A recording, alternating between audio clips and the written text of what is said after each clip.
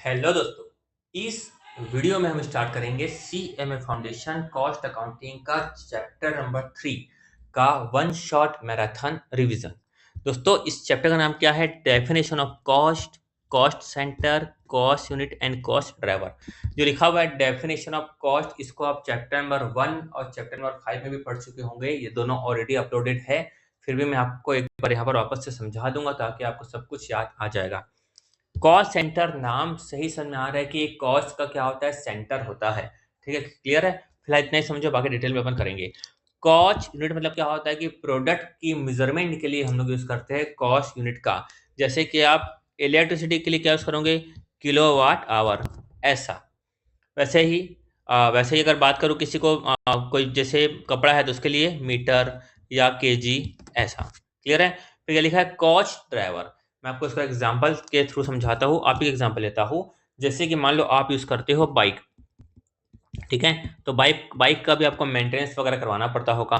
Suppose मान लो कि आप सोचते हो कि भाई 10,000 किलोमीटर मेरी बाइक चल जाएगी, तो मैं क्या करवाऊंगा? उसका मेंटेनेंस करवाऊंगा। तो बाइक का जो मेंटेनेंस करवा रहे हो 10,000 किलोमीटर चलने के बाद, और मान लो 10,000 रुपीज़ खर्चा लगा आपको बाइक का मेंटेनेंस का। क्लियर है?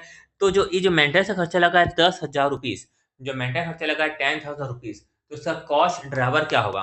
उसका कॉस्ट ड्राइवर होगा दोस्तों किलोमीटर। क्या होगा दोस्तों? किलोमीटर। उसका कॉस्ट ड्राइवर क्या होगा यहाँ पर दोस्तों? किलोमीटर। क्लियर है? यानी कि और आपको एग्जांपल लेता हूँ, चलो और क्लियर होगा आपको। मैं कॉस्ट अकाउंटिंग एग्जांपल लेता हूँ। मान लो कि यहाँ पर, अच्छा ये एग्जांपल नीचे भी दिया हुआ है, थोड़ा फिगर चेंज कर देता हूँ। मान लो कि मशीन का मेंटेनेंस का खर्चा लगा, मशीन का मेंटेनेंस का खर्चा कितना लगा? मान लो 5,000 रुपीज़ लगा खर्चा। ठीक है? अब फैक्ट्री ने सोचा था कि भाई जो फैक्ट्री है, जो फैक्ट्री में जो मशीन है, अगर मान लो मशीन 5,000 आवर्स चल जाती है तो हम लोग क्या करवाएंगे? उसका मेंटेनेंस करवाएंगे। अगर फैक्ट्री की मशीन 5,000 आवर्स चल जाती है तो उसका मेंटेनेंस करवाएंगे। और सपोज मान लो प्रोडक्ट प्रोडक्ट ए बनाने में, है ना, प्रोडक्ट एक्स लिखा गया ना, कोई बात नहीं, और प्रोडक्ट वाई, एक्स को बनाने में लगा मान लो 3,000 आवर्स, और वाई को बनाने में लगा कितना? 2,000 आवर्स। क्लियर है? तो जो 5,000 रुपीज़ को हम लोग डिवाइड किससे करेंगे? आवर्स हमारा हो गया कॉस्ट ड्राइवर। यानी कि 5,000 रुपीज़ बाय 5,000 आवर्स कितना हो गया यहाँ पर? 1 rupees per hour, 1 rupees per hour. यानी कि अल्टीमेटली जो हमारा 1 रुपीज़ क्या हो गया? हमारा आसान भाषा में समझे तो, पर आवर को जो साइड में करो फिलहाल, 1 रुपीज़ हमारा क्या होगा दोस्तों? Cost driver. 1 रुपीज़ क्या होगा दोस्तों? हमारा कॉस्ट ड्राइवर। तो हम लोग 3,000 आवर्स, जो 3,000 आवर्स तो मशीन चली है, तो इंटू 1 रुपीज़ के हिसाब से, यानी कि 3,000 रुपीज़ को क्या करेंगे हम लोग? प्रोडक्ट एक्स की कॉस्ट में शामिल करेंगे। फिलहाल इतना समझो। और इंटू 1 रुपीज़ कितना आ गया? 2,000 रुपीज़ हम लोग कहाँ पे शामिल करेंगे? प्रोडक्ट वाई की कॉस्ट में शामिल करेंगे। या फिर ऐसा बोल सकते हैं कि जो 3,000 रुपीज़ जो खर्चा आया है मेंटेनेंस का, वो कहाँ पर जाएगा? प्रोडक्ट एक्स में जाएगा। 2,000 रुपीज़ का जो खर्चा आया है मेंटेनेंस का, वो कहाँ पर जाएगा? वाई में जाएगा। ऐसा क्लियर हुआ आपको हेडिंग का मतलब? और आगे समझेंगे, डोंट वरी। अब आगे बढ़ते हैं हम लोग। डेफिनेशन ऑफ कॉस्ट का मतलब क्या होता है? क्या लिखा है देखो। As a noun, cost means the amount of expenditure, bracket को फिलहाल के लिए छोड़ दो। तो the amount of expenditure incurred on, incurred on मतलब क्या होता है दोस्तों? जो एक्चुअल में आपने कैश पे किया है वो, एक्चुअल में आपने कैश पे किया है वो, या फिर कैश पे नहीं किया, अभी खर्चा क्या आउटस्टैंडिंग है, लेकिन फ्यूचर में तो आप पे करोगे ना, उसको भी क्या बोलेंगे हम लोग? इनकर बोलेंगे। यानी उसको भी हम लोग शामिल करेंगे। एट्रीब्यूटेबल टू मतलब जो कोई खर्चा किसी प्रोडक्ट या सर्विस से हम लोग एट्रीब्यूट कर सकते हैं। मान लो कि आपने आपने मशीन एक्स को रेंट पे लिया, मशीन एक्स को आपने रेंट में लिया। क्यों रेंट में लिया? कि भाई हमको बनाना था, प्रोडक्ट वाई बनाना था, इसलिए आपने इसको रेंट पे लिया। तो जो मशीन एक्स को जो आपने रेंट में लिया प्रोडक्ट वाई के लिए, तो खर्चा किस में एट्रीब्यूट होगा? ये खर्चा ऐड होगा प्रोडक्ट वाई की कॉस्ट में। ऐसा। फिर क्या लिखा हुआ है? टू अ स्पेसिफाइड थिंग और एक्टिविटी, यानी कि हो सकती है कोई सर्विस। जैसे कि मान लो कोचिंग की सर्विस है। अब कोचिंग की सर्विस है, तो कोचिंग की सर्विस मान लो मैं देता हूँ, तो यहाँ पे क्या लगता है दोस्तों? यहाँ पर कोचिंग का रेंट लगता है, ठीक है, टीचर स्टाफ का जो खर्चा लगता है, तो सब कहाँ पर जाएगा खर्चा? कोचिंग की कॉस्ट में जाएगा। ऐसा। वापस क्या लिखा हुआ है? अच्छा, और कहाँ था? एक्चुअल। एक्चुअल समझ में आ रहा है कि भाई जो एक्चुअल खर्चा लगा है उसको बोलेंगे एक्चुअल। लिख जो लिखा है यहाँ पर नोशनल, नोशनल, नोशनल। तो नोशनल मतलब क्या होता है? यहाँ पर ध्यान दो ना, आपको मैं समझा चुका हूँ, वापस वही वाला एग्जाम्पल ले लेता हूँ। जैसे कि मान लो दोस्तों आपकी है फैक्ट्री, आपकी है मान लो फैक्ट्री, आपके पास दो ऑप्शन है। ए लेते हैं सेकंड ऑप्शन, और ये है फर्स्ट ऑप्शन।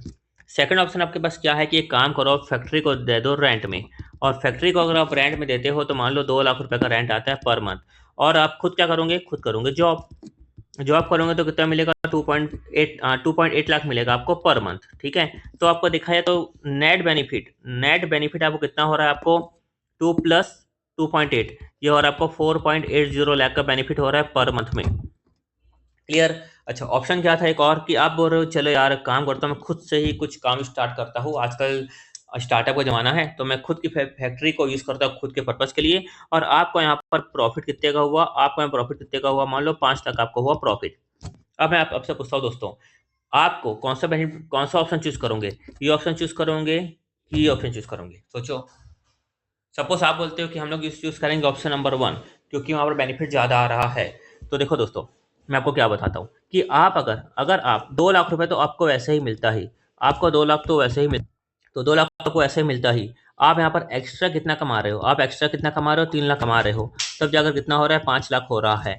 तो आपको यहाँ पर अल्टीमेटली आपको यहाँ पर नेट बेनिफिट आपको कितना हो रहा है, यहाँ पे हो रहा है 5 लाख में से आपको 2 लाख तो आप ऐसे ही कमाते, आपको नेट बेनिफिट कितने का हो रहा है, 3 लाख रुपए का हो रहा है नेट बेनिफिट। तो कौन सा ऑप्शन आपके लिए बेस्ट है, आपके लिए ऑप्शन बेस्ट है option number 1, option number 2 sorry, option number 2, जिसमें कि आप कितना कमा रहे हो, 4.8 लाख पर मंथ कमा रहे हो। क्लियर हुआ, इसको बोलेंगे नोशनल कॉस्ट। और ये सेम टू सेम बात यहाँ पर लिखी हुई है, देखो यहाँ पर ये as such cost accounting transaction are recorded at historical cost for measurement basis, कि जो भी खर्चा हो चुका है उसकी हम लोग अकाउंटिंग करेंगे, सिंपल सी बात है कि मेजरमेंट बेसिस के लिए कितना खर्चा हुआ। लेकिन क्या लिखा हुआ है, लेकिन डिसीजन मेकिंग के लिए, but for decision making purpose cost are referred as economic cost. Economic cost मतलब वही जो बस देखे अभी नोशनल कॉस्ट, कि हम डिसीजन मेकिंग के लिए नोशनल कॉस्ट को भी हम कंसिडर करेंगे, ऐसा। उसके बाद यहाँ क्या लिखा हुआ था, as a verb cost means to ascertain cost of specified thing और एक्टिविटी। तो कॉस्ट मतलब क्या होता है, हमको मालूम है कि किसी भी स्पेसिफाइड थिंग या एक्टिविटी की कॉस्ट को असर्टेन करना, निर्धारित करना। कॉस्ट शीट में अपन यही पढ़ते हैं, ये कॉस्ट शीट बनाते हैं हम लोग। Economic cost only a type of cost used in managerial decision making process. Economic cost ही एक तरह की कॉस्ट है जिसको हम लोग डिसीजन मेकिंग प्रोसेस के लिए यूज करते हैं, जैसा कि हमने ऊपर में अभी यूज किया। अब क्या लिखा हुआ है, some of the important concept of cost are discuss below. आपको कॉस्ट के इंपॉर्टेंट कॉन्सेप्ट आपको यहाँ पर दिए हुए हैं, उसको हम समझेंगे एक एक करके। अब देखते हैं दोस्तों, आउट ऑफ पॉकेट कॉस्ट का मतलब क्या होता है, क्या लिखा है मीनिंग, मतलब अच्छा नाम समझ में आएगा कि पॉकेट से कितना पैसा गया, पॉकेट से कितना पैसा आउट हुआ, उसको बोलेंगे आउट ऑफ पॉकेट कॉस्ट। क्या लिखा है, this is the cost that requires a actual cash payment, जहाँ पे हम एक्चुअल कैश पेमेंट करेंगे उसको बोलेंगे हम लोग out of pocket cash. Cost that don't require cash like depreciation are not included, यानी कि अगर डेप्रिसिएशन वगैरह को हम लोग आउट ऑफ पॉकेट कॉस्ट में शामिल नहीं करेंगे। क्लियर है, डेप्रिसिएशन को हम लोग आउट ऑफ पॉकेट कॉस्ट में शामिल नहीं करेंगे। एग्जाम्पल क्या लिखा हुआ है, यू पे 5,000 टू रिपेयर अ मशीन, इसको बोलेंगे out of pocket cost. Depreciation of the machine 2,000, इसको बोलेंगे not out of pocket. Clear है, सिंपल सी बात है, क्योंकि जो जेब से गया उसको बोलेंगे आउट ऑफ पॉकेट और डेप्रिसिएशन को बोलेंगे हम लोग नॉट आउट ऑफ पॉकेट। क्या लिखा है, यूज इन डिसीजन, यानी कि पॉकेट कॉस्ट को हम लोग डिसीजन के लिए यूज करेंगे, लेकिन जो नॉट आउट ऑफ पॉकेट है उसको डिसीजन के लिए यूज नहीं करेंगे। तो use in decision important when decision making like setting price setting price during a trade slowdown और deciding whether to make or buy something। मैं आपको एग्जांपल देता हूँ, मान लो कि कोई प्रोडक्ट है, उसमें लगता है मटेरियल 100 रुपये का, लेबर भी लगता है मान लो 100 रुपये का, और क्या ले लेते हैं, चलो पावर ले लेते हैं, ये लगता है मान लो 50 रुपये का, हाँ 50 का, ये ले लेता हूँ 50 का पावर, और सामने कर लेता हूँ डेप्रिसिएशन को, ये लगता है मान लो 30 रुपये का। ठीक है, तो टोटल कॉस्ट यहाँ पर कितनी आई 100, 200, 250 और 280। ठीक है, क्लियर है। और आप इसको पहले पहले कितने में सेल करते थे, जब सब कुछ सही था, है ना, यानी बिफोर रिसेशन। पहले मतलब क्या लिखेंगे, बिफोर रिसेशन, बिफोर कितना सेल करते थे, मान लो आप सेल करते थे इसको 320 रुपये का, कितने का, 320 रुपये का आप सेल करते थे, 320 का सेल करते थे। लेकिन दोस्तों रिसेशन आया या बोलो ट्रेड का स्लो डाउन आया, तो इस केस में हम लोग क्या सोचेंगे कि भाई डेप्रिसिएशन पॉकेट से गया क्या, नहीं गया, तो 100, 200, 250 और हमको इसका 260 रुपये मिल जाता है ना, तो दे दो भाई, 260 मिल रहा है ना, दे दो। क्योंकि हम लोग क्या करेंगे, जब डिसीजन मेकिंग लेना रहेगा, प्राइस को सेटिंग करना रहेगा, तो हम लोग डेप्रीशिएशन को कंसिडर नहीं करेंगे। तो मशीन मटेरियल का 100, लेबर का 100 कितना हुआ, 200, 250, 260 में आप बेच दो। ये लिखा हुआ है देखो, वापस अगर 5,000 रुपये करते हो तो पॉकेट का एक्सपेंस कहा जाएगा। डेप्रिसिएशन का 2,000 है, वो आउट ऑफ पॉकेट एक्सपेंस नहीं कहा जाएगा। Use in decision important when making decision like setting price during a trade slow down और डिसाइडिंग वेदर टू मेक और बाय समथिंग। ठीक है, क्लियर हो अच्छे से। फिर क्या लिखा है, अपॉर्चुनिटी कॉस्ट को एकदम आसान तरीके से समझाया, वो एकदम आसान तरीके से। पहले लेते हैं हम एग्जाम्पल डेली लाइफ का। क्या लिखा हुआ है, आपके पास 100 रुपये है, आप चाहे तो you can either bye a book और गो टू द मूवी। अब 100 रुपये से आप बुक को खरीद लो या मूवी चले आओ। आप क्या करते हो, बुक को आप खरीद लेते हो। The fun of going to the movie is your opportunity cost, क्योंकि बुक के चक्कर में आपने क्या किया, मूवी को छोड़ दिया। ठीक है, क्लियर है। तो क्लियर हो अल्टीमेटली अपॉर्चुनिटी कॉस्ट मतलब क्या हो गया कि आपके पास 100 रुपये था तो 2 ऑप्शन थे, बुक खरीदो या मूवी जाओ। आपने क्या चुना, आपने चुना बुक को खरीदना, तो आपने सेकंड बेस्ट अल्टरनेटिव यानी कि मूवी को छोड़ दिया। तो क्या लिखा है meaning, it is what you miss out, it is what you miss out on when you choose one thing over another. ठीक है, every choice has a next best alternative. आपने बुक चॉइस किया है ना, तो उसका ही क्या था, नेक्स्ट बेस्ट अल्टरनेटिव था। And it's value is the opportunity cost, ऐसा। एग्जाम्पल नंबर 2 भी लिखा हुआ बिजनेस के बारे में। A factory has extra space that could be rented for 4,000 per month. ठीक है, तो फैक्ट्री है, उसका एक्स्ट्रा स्पेस है, तो क्या कर सकते हैं, 4,000 पर मंथ में आप दे सकते हैं। तो फैक्ट्री ओनर डिसाइड किया कि हम इस स्पेस का यूज़ करेंगे प्रोडक्शन के लिए, इंस्टीड 4,000 रेंट। तो जो 4,000 रेंट क्या हो गया, ये अपॉर्चुनिटी कॉस्ट हो गई कि हमने प्रोडक्शन के लिए हमने रेंट का में देने का ऑप्शन छोड़ दिया। तो की पॉइंट यहाँ पे क्या है, it's not an extra cost you पे, ये हम एक्स्ट्रा कॉस्ट पे नहीं करते। It is the value of what you give up, जो वैल्यू आप छोड़ देते हो उसको बनेगी हम लोग अपॉर्चुनिटी कॉस्ट। क्लियर है। क्या लिखा है, संक कॉस्ट। मीनिंग क्या लिखा हुआ है, this is a cost that has already been incurred, ऐसा खर्चा जो ऑलरेडी इनकर्ड हो चुका है, and can not be recovered, जिसको आप रिकवर नहीं कर सकते। So it should not affect your decision, जिससे कि ये आपके डिसीजन को इफेक्ट नहीं करेगा वापस। सम कॉस्ट मतलब क्या होता है, जो ऑलरेडी खर्च हो चुका है, जो रिकवर नहीं हो सकता। जो ऑलरेडी खर्च हो चुका है, जो रिकवर नहीं हो सकता, तो ये आपके डिसीजन को इफेक्ट नहीं करेगा। समझो, you spend 50,000 on a machine, whether you use it और नॉट, द 50,000 इज गॉन। आपने मशीन में 50,000 खर्चा कर दिया है, अब आप मशीन को यूज करो या मत करो, ये तो गया। उसके बाद इसको क्या बोलेंगे हम लोग, संक कॉस्ट। और क्या लिखा है, यूज इन डिसीजन।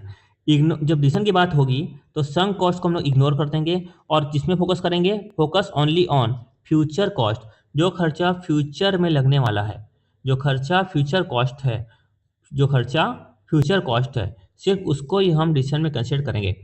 एग्जाम्पल के लिए कि भाई एडवर्टाइजमेंट की बात करूँ कि 50,000 रुपीज़ जो था वो हो चुका है मान लो ऑलरेडी स्पेंड, 50,000 हो चुका है ऑलरेडी स्पेंड। अब मान लो कि हमको 20,000 का एडिशनल क्या करना है, एडवर्टीजमेंट एक्सपेंस का खर्चा करना है। तो अब हम एडिशनल एडवर्टाइजमेंट खर्चा करना है, मान लो 20,000 रुपीज़ करना है हम लोगों को। तो हम डिसाइड करेंगे कि भाई 20,000 रुपीज़ खर्चा करना चाहिए या फिर यहीं पर स्टॉप कर देना चाहिए। जो 20,000 को क्या कहा जाएगा, फ्यूचर कॉस्ट। क्या कहा जाएगा, फ्यूचर कॉस्ट। क्योंकि 50 से लग चुका है, उसको क्या बोलेंगे हम लोग, संक कॉस्ट। क्लियर है। इम्प्यूटेड कॉस्ट मैंने आपको समझाया था फैक्ट्री वाला एग्जांपल, उसी तरीके का ये इम्प्यूटेड कॉस्ट भी है, और इसी तरीके का ये अपॉर्चुनिटी कॉस्ट भी है। क्या लिखा हुआ है, meaning, this is a hypothetical और नोशनल कॉस्ट, जो समझाया मैं। It does not involve any cash payment, इसमें कोई कैश पेमेंट इन्वॉल्व नहीं होता, but is calculated for decision making purpose के लिए हम इसका यूज करेंगे। एग्जाम्पल के लिए, you use your own fund to run the factory and calculate internal interest of ₹10,000, तो no actual interest is paid, इसको क्या बोलेंगे अब, imputed cost. Use in decision, show the cost of using resources even if no cost is spend. Clear हो गया अच्छे से। तो यहाँ पर अपना क्या कर रहे हो आप, अपना खुद का फंड यूज़ कर रहे हो फैक्ट्री को चलाने के लिए। इंटरेस्ट कितना आया, 10,000 इंटरेस्ट आया। भले आप एक्चुअल में पे नहीं कर रहे हो, लेकिन फिर भी तो क्या माना जाएगा, इम्प्यूटेड कॉस्ट माना जाएगा। वैसे इसमें आप एग्जांपल ले सकते हो कि ऑनर की सैलरी है। ऑनर क्या कर रहा है कि सैलरी ना करके, यानी बिजनेस ना करके, यानी ऑनर क्या कर रहा है, जॉब ना करके बिजनेस कर रहा है। तो ऑनर की सैलरी क्या मानी जाएगी, इम्प्यूटेड कॉस्ट या फिर अपॉर्चुनिटी कॉस्ट। तो इस तरह से सब एग्जाम्पल सेम तरह से होते हैं। इम्प्यूटेड कॉस्ट होता है, नोशनल कॉस्ट होता है, अपॉर्चुनिटी कॉस्ट होता है। कई बार इन तीनों को एक ही जैसा यूज़ किया जाता है। अब देखेंगे हम लोग रिलेवेंट कॉस्ट का मतलब। क्या लिखा है, meaning cost that matter for a particular decision, ऐसी कॉस्ट जो पर्टिकुलर डिसीजन के लिए मैटर करती है। Only future cost that affect the decision are relevant, ऐसी फ्यूचर कॉस्ट जो क्या करती है, डिसीजन को अफेक्ट करती हुई क्या होगी, रिलेवेंट होगी। पास कॉस्ट क्या होगी, इररिलेवेंट होगी। तो एग्जांपल से एकदम क्लियर हो जाएगा। Example, deciding whether to make और आउटसोर्स अ प्रोडक्ट, डिसाइड करना कि हमको बनाना है या प्रोडक्ट को आउटसोर्स करना है। अगर फ्यूचर में लगता है मटेरियल और क्या लगता है लेबर, तो क्या होगा, रिलेवेंट। क्या होगा, रिलेवेंट। फिर क्या लिखा है, money spend on machinery in the past, वो क्या हो गया, इररिलेवेंट। तो हम लोग फ्यूचर में खर्चा करने वाले हैं मटेरियल का और लेबर का, वो क्या हो जाएगा, रिलेवेंट। जो खर्चा ऑलरेडी पास्ट में हो चुका है वो क्या हो जाएगा, इररिलेवेंट, जिसको यहाँ पे लिखा हुआ है संक कॉस्ट। ठीक है, फिलहाल तो ऐसे बता दूं कि इररिलेवेंट और संक कॉस्ट अलग अलग होते हैं, लेकिन फिलहाल आप यहाँ पे इसको इस तरह से समझिए। ठीक है, फिर क्या लिखा है, use in decision focus only on cost that actually affect the decision, हम उसी कॉस्ट में फोकस करेंगे जो कि डिसीजन में क्या करेंगे, एक्चुअली इफेक्ट करेंगे, या फिर उसको क्या बोलेंगे, फ्यूचर खर्चा है। रिलेवेंट कॉस्ट और संक कॉस्ट के बारे में बहुत सारी बातें हैं, फिलहाल आपको इतने समझना है यहाँ पर रिलेवेंट और इररिलेवेंट का, खाली एग्जाम्पल पर्पस के लिए। ठीक है, आगे बढ़ते हैं हम लोग, यहाँ तक ये हो गया रिलेवेंट कॉस्ट। फिर लिखेंगे avoidable cost and unavoidable cost. Avoidable cost and unavoidable cost, तो नाम समझ में आ रहा है, जिसको कि हम लोग क्या कर सकते हैं, अवॉइड कर सकते हैं। Meaning cost that you do not have to pay if you do not do a particular activity, ये कॉस्ट अवॉइडेबल होते हैं अगर आप काम ना करें। एग्जाम्पल के लिए, a company is making 100 chair, each chair cost is 500 in material. If company stop producing 100 chair, the cost per 100 chair is avoidable cost. Simple, अगर आप काम नहीं करेंगे तो खर्चा आपको नहीं लगेगा। एक लाइन बोलूँ तो, अगर आप काम नहीं करेंगे तो ये आपको खर्चा नहीं लगेगा, इसको आप अवॉइड कर सकते हैं। अनअवॉइडेबल कॉस्ट मतलब जिसको आप अवॉइड नहीं कर सकते। Cost that you must pay no matter what inescapable usually fixed. Example, a company pay 50,000 per month for rent of factory, whether it produce chair और not 50,000 is unavoidable cost. Key point दिया हुआ है, avoidable unavoidable. Can save money if you stop the activity, अगर आप activity को क्या कर दोगे, स्टॉप कर दोगे, तो आप मनी को क्या कर दोगे, आप सेव कर दोगे। और अनअवॉइडेबल मतलब यू मस्ट पे इवन इफ एक्टिविटी स्टॉप, भले एक्टिविटी स्टॉप हो गई फिर आपको क्या करना पड़ेगा, पे करना पड़ेगा। क्लियर है, सिंपल। फिर लिखा है कंट्रोलेबल एंड अनकंट्रोलेबल। कंट्रोल मतलब क्या, नाम सुने, कंट्रोलेबल तो cost that can be directly manage और कंट्रोल बाय मैनेजर, तो मैनेजर क्या से मैनेज कर सकता है, कंट्रोल कर सकता है। एग्जाम्पल के लिए यहाँ एक अच्छा एग्जाम्पल देखो, manager can control cost of raw material, manager can control cost of raw material by buying smartly, यानी कि क्या हो गया, कंट्रोल। तो मैनेजर क्या कर सकता है, कंट्रोल कर सकता है कॉस्ट ऑफ रॉ मटेरियल को। मैनेजर क्या कर सकता है, कंट्रोल कर सकता है कॉस्ट ऑफ रॉ मटेरियल को, कैसे, स्मार्टली बाय करके। ये लिखा है manager can control salaries of temporary workers, क्या बोलेंगे, कंट्रोल लेबर। तो टेम्पररी वर्कर की कॉस्ट को कंट्रोल किया जा सकता है, ऐसा परमानेंट होगा तो कंट्रोल कर सकते हैं क्या, नहीं, देना ही है।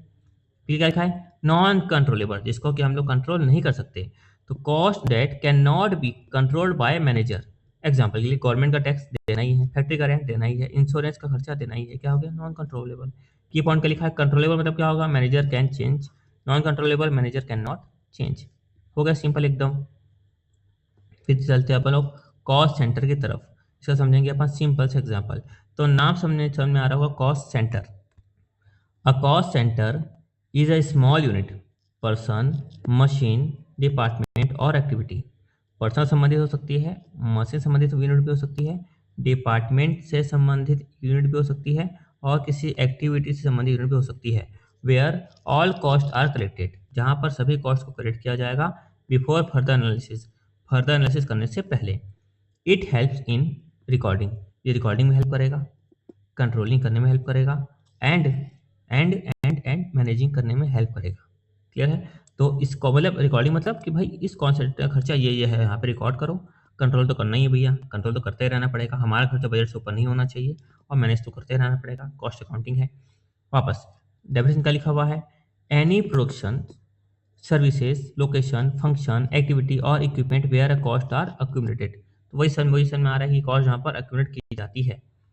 A cost of an activity, a unit of an activity, division, department, section, machine group, employee group, chosen for correcting cost। किसी को मतलब जहाँ जहाँ पे खर्चा लगा है उसको हम लोग चूज करेंगे कॉस्ट को करेक्ट करने के लिए। फिर लिखा है टाइप ऑफ कॉस्ट सेंटर, फिर लिखा है पर्सनल कॉस्ट सेंटर, फिर लिखा है इम्पर्सनल कॉस्ट सेंटर। तो पर्सनल कॉस्ट सेंटर नाम समझ में आ रहा होगा, रिलेट्स टू अ पर्सन और group of person, example supervisor salesman. तो इनका कॉस्ट सेंटर हो ये होगा, पर्सनल समझिए कॉस्ट सेंटर को बोलेंगे पर्सनल कॉस्ट सेंटर। इम्पर्सनल मतलब जहाँ पे क्या होगी, मशीन होगी, डिपार्टमेंट होगा या कोई लोकेशन होगी। तो मशीन शॉप, वेल्डिंग शॉप, क्या हो गया इम्पर्सनल कॉस्ट सेंटर। फिर क्या लिखा है ब्रॉड क्लासिफिकेशन में, ऑपरेटिंग कॉस्ट सेंटर। फिर क्या लिखा है support service cost centre. Operating मतलब directly involve in operation production, जो कि ऑपरेशन या प्रोडक्शन में डायरेक्टली इन्वॉल्व हो। एग्जाम्पल के लिए असेंबली शॉप, ऑपरेशन थिएटर, ठीक है। कॉल सेंटर इसको बोलेंगे हम लोग ऑपरेटिंग कॉस्ट, जहाँ पे डायरेक्ट क्या हो रहा है ऑपरेशन हो रहे हैं। क्लियर है अच्छे से, यहाँ डायरेक्टली ऑपरेशन हो रहे हैं।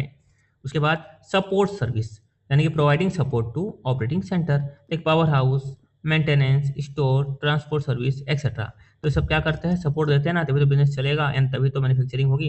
पावर हाउस चले जाएगा बार बार, मेंटेनेंस नहीं होगा है ना, स्टोर से रॉ मटेरियल नहीं मिलेगा, ट्रांसपोर्ट सर्विस नहीं होगी, तो कैसे काम चलेगा भाई। क्या लिखा है responsibility expect, a cost centre is also a responsibility और एक्सपेंस सेंटर। क्या लिखा है cost centre is also a responsibility या फिर expense centre, because manager is answerable only for cost under his control. ठीक है, तो मैनेजर आंसरेबल होगा जो कॉस्ट उसके कंट्रोल में होगी। तो यहाँ तक हो चुका है आप अपना। अब आगे बढ़ते हैं। देखो कॉस्ट ऑब्जेक्ट मतलब क्या होता है, cost object anything for which cost is measured separately, किसी भी चीज़ जिसके लिए कॉस्ट को सेपरेटली मेजर किया जाएगा उसको बोलेंगे cost object. It can be, वो प्रोडक्ट हो सकता है, सर्विस हो सकता है, प्रोजेक्ट हो सकता है और एक्टिविटी हो सकता है। यानी किसी भी चीज़ के लिए हम लोग कॉस्ट को सेपरेटली मेजर करेंगे उसको बोलेंगे कॉस्ट ऑब्जेक्ट। आपको नाम से समझ में आ रहा होगा। एग्जाम्पल के लिए, if a company make table है, कंपनी टेबल बनाती है और चेयर बनाती है, then each table and chair is a cost object, simple, because we calculate cost for them separately, क्योंकि हम इसके लिए क्या निकालेंगे, कॉस्ट को सेपरेटली कैलकुलेट करेंगे।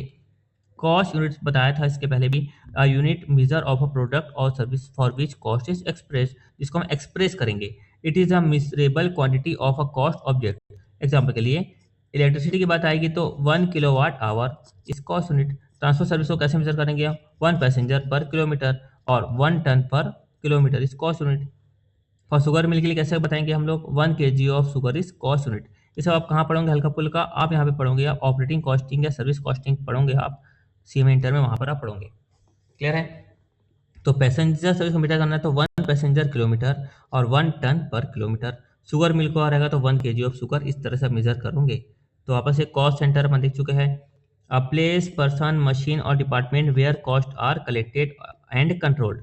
तो यहाँ पर कोई प्लेस हो, पर्सन हो, मशीन हो, डिपार्टमेंट हो, जहाँ पर कॉस्ट को कलेक्ट किया जाएगा और कंट्रोल किया जाएगा। एग्जाम्पल के लिए पर्सनल कॉस्ट सेंटर रहेगा तो सुपरवाइजर संबंधित कॉस्ट यहाँ पर आएगी। इम पर्सन मतलब जहाँ पर मशीन से शॉप, वेल्डिंग शॉप संबंधित। ऑपरेटिंग कॉस्ट सेंटर मतलब जहाँ पे असेंबली वगैरह की जाएगी, यानी बिजनेस संबंधित ऑपरेशंस। सपोर्ट सर्विस मतलब पावर हाउस मेंटेनेंस, तो इसको बोलेंगे यहाँ पे कॉस्ट सेंटर। यानी कॉस्ट सेंटर है भाई, यहाँ पे पूरी कॉस्ट, पर्सनल संबंधित कॉस्ट यहाँ पर आएगी, इम पर्सनल संबंधित कॉस्ट यहाँ पर आएगी, ऑपरेटिंग संबंधित कॉस्ट यहाँ पे आएगी, सपोर्ट सर्विस संबंधित कॉस्ट यहाँ पे आएगी। तो ये लिखा है कॉस्ट अलोकेशन, यानी कॉस्ट को बांटना। तो cost allocation, direct charging of cost to a particular cost object और cost centre because it is clearly identifiable. तो एकदम सिंपल है, wages of workers in assembly department directly allocate to assembly cost centre.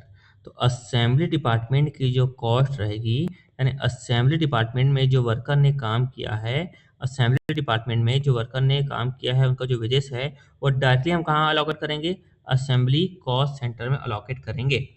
उसको बोलेंगे cost का allocation. वैसे ही electricity bill of one specific machine, यानी किसी स्पेसिफिक मशीन का, अगर किसी स्पेसिफिक मशीन का इलेक्ट्रिसिटी बिल होता है तो डायरेक्टली अलोकेट करेंगे हम लोग to that machine cost centre.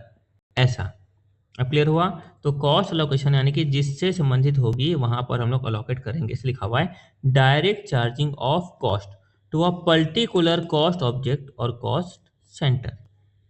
उसके बाद क्या लिखा हुआ है, कॉस्ट अपॉर्शनमेंट करना, यानी कि डिस्ट्रीब्यूशन अ कॉमन और indirect cost, distributing a common और indirect cost among two or more cost center on a fair basis। तो कॉस्ट को पोर्शन करना है जहां पर, तो कौन सी कॉस्ट को पोर्शन करते हैं हम लोग, इनडायरेक्ट कॉस्ट को पोर्शन करते हैं। जो डायरेक्टली पता चल जाता है उसको बोलेंगे हम लोग कॉस्ट अलोकेशन। इनडायरेक्ट कॉस्ट के लिए हम लोग यूज करते हैं वर्ड कॉस्ट अपॉर्शन। ये सब आप पढ़ोगे आप ओवरहेड का चैप्टर जो आपका आता है सीए में इंटर में, ठीक है।